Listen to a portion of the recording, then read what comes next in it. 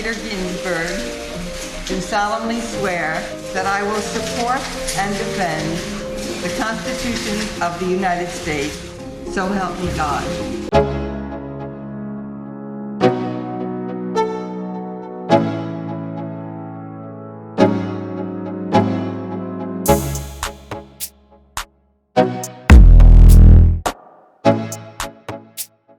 Ginsburg is the leading liberal judge on the US Supreme Court.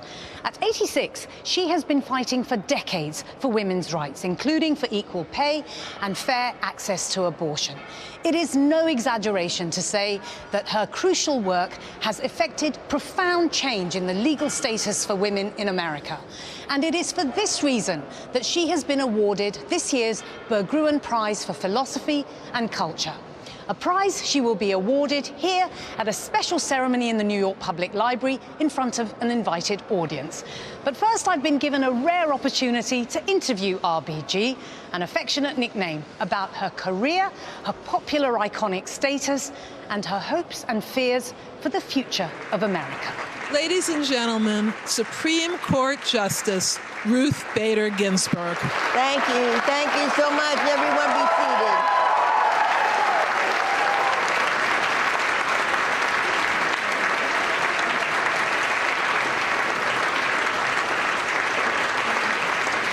Thank you so much. Let's start with the prize. This is a prize that you have been given for the impact that you've made to effect social change in this country. What does it mean to you to have won this? I was overwhelmed with the letter inviting me to accept the Berggruen Prize. As a government officer, I can't accept money for myself, but this was an opportunity to give money to many good causes. I was a bit taken aback because I'm surely not a philosopher, but I do interpret a text. The text I interpret most often is the US Constitution. And which I can assure everyone here is indeed a living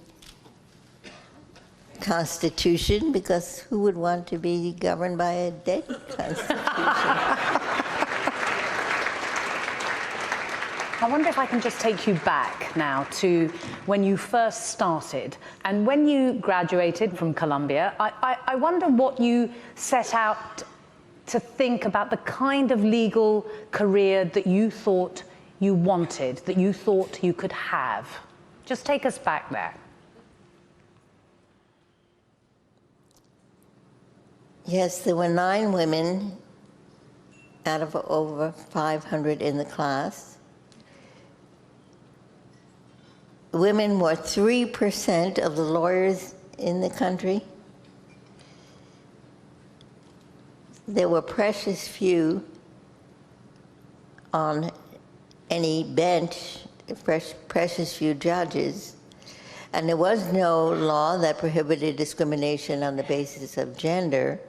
So legal employers were upfront in saying they didn't want any lady lawyers. And in my case, they certainly didn't want a woman who was already a mother, because my daughter was 4 when I graduated almost 4 when I graduated from law school. So it was the closed door era. And at the time, did you think that that's what you wanted to do, to devote your career to trying, just to try and break that culture, the attitude that lady lawyers, as you referred to them, were not going to be part of the fabric of the legal establishment? Did you think that was what you were going to devote your career to? Not when I was in law school. It wasn't until there was a groundswell, women waking up, women in numbers, joining together to change the not so good old ways. But it was that when I got into the effort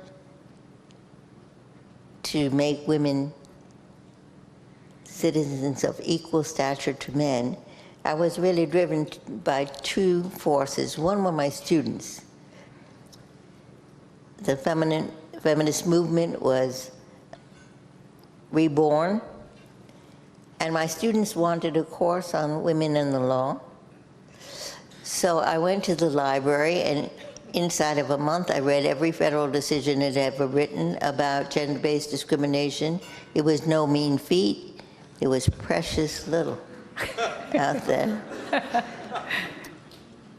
And then there were women coming into the ACLU. I was teaching at Rutgers University, so the affiliate in New Jersey, women who had complaints that they hadn't aired before. One group were teachers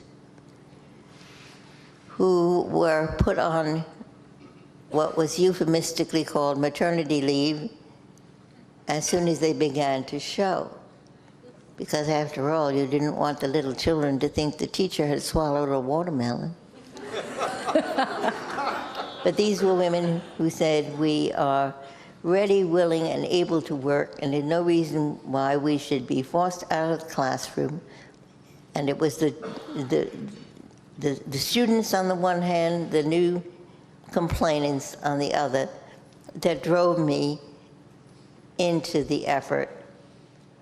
I wonder if you would reflect for us in the context of the progress that you made. We've heard about some 300 cases that were taken when you were involved with the American Civil Liberties Union to do with gender discrimination. 6 of them were heard by the Supreme Court, 5 of which you won. I wonder whether you think that the sorts of progress that was made during your time with the American Civil Liberties Union, whether you think that those things are slowly coming under threat now in the 21st century. What was done in the 1970s was, in a sense, easy, because the law books, both federal and state, were riddled with gender-based discrimination, differentials. And they all had been rationalized as operating benignly in women's favor. Our job was to show what Justice Brennan put so well in one of the decisions, that the pedestal on which women were thought to stand more often turned out to be a cage. So the mission in the 70s was to get rid of all these gender-based classifications. So in the space of a decade, almost every explicit gender-based classification was gone, was not there anymore. And those laws are not going to come back, ever.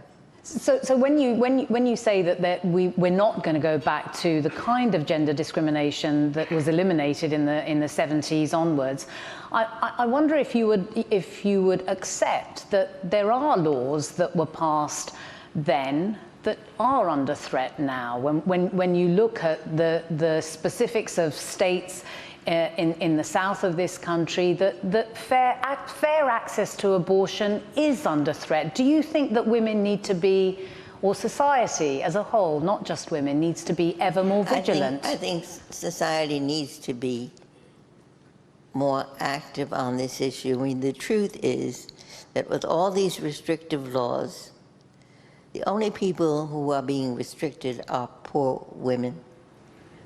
There are some states. No, and you say that because if you have money, you can travel to a state where you would be able to. Yes. Yes, it's a little like divorce was in the old days, when if you had the money to go to Nevada and stay there for 6 weeks, you could get a divorce.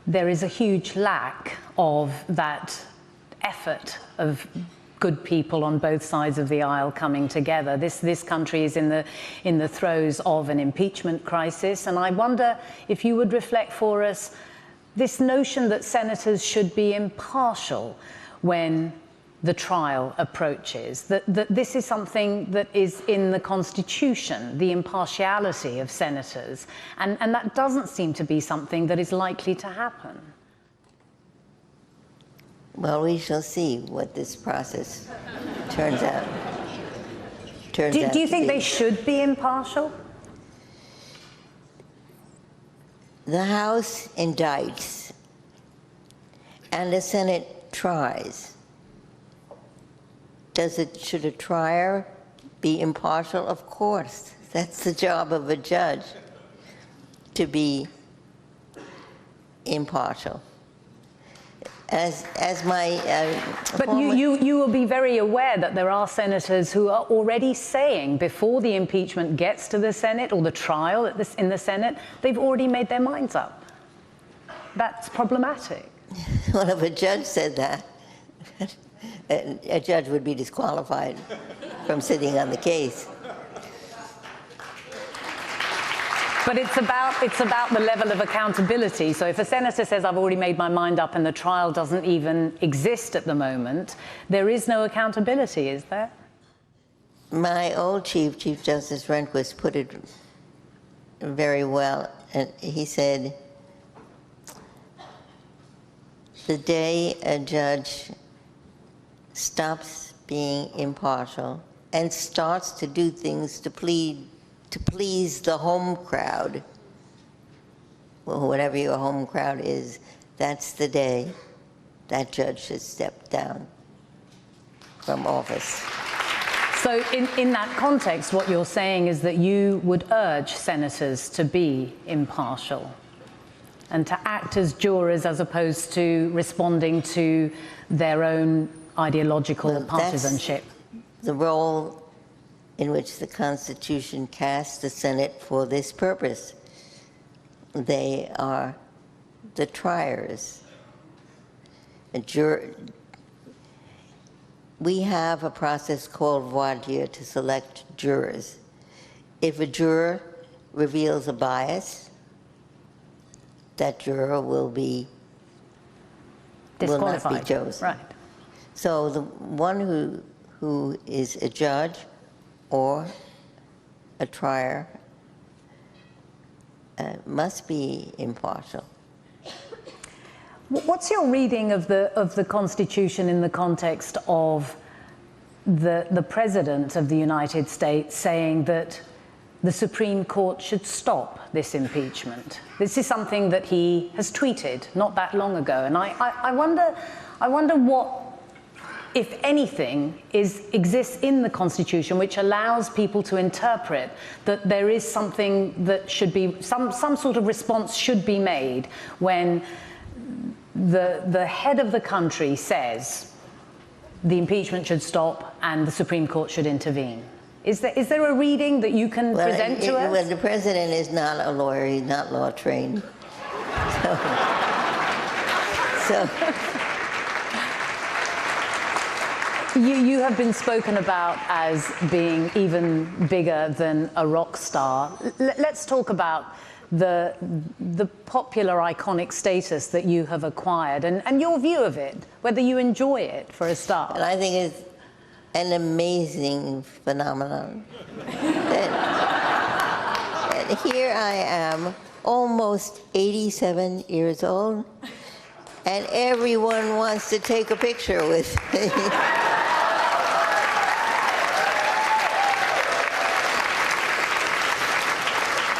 But I should tell you how it all started. It was started by a second-year student at New York University Law School. She started it when the Supreme Court decided a case involving the key provision of the Voting Rights Act of 1965. The decision was divided. It cut the heart out of the Voting Rights Act. And this young woman was angry. And then she thought to herself, well, what good is that going to do me just to be angry? I have to do something positive. So she took the announcement of my dissent that I read from the bench, not the whole long dissent, but just the 5 minutes or so in which I summarized it. And she put it on some kind of a blog. And it took off from there into the wild blue yonder. And she called it the notorious RBG, after the famous rapper, the notorious B.I.G., because she decided that the two of us had something very important in common. What we had in common is that we were both born and bred in Brooklyn, New York.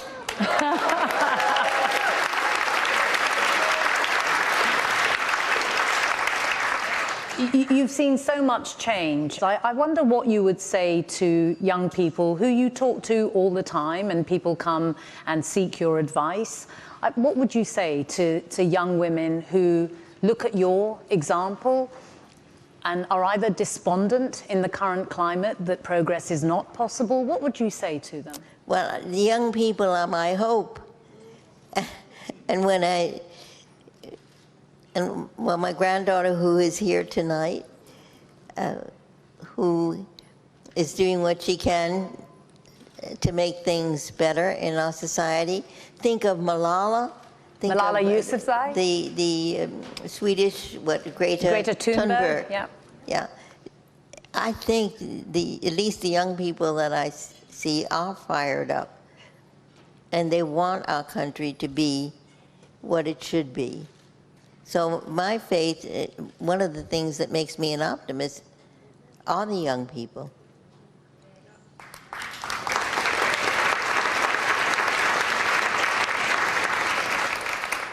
Justice Ginsburg, thank you very much for speaking to us. Thank you for being with us.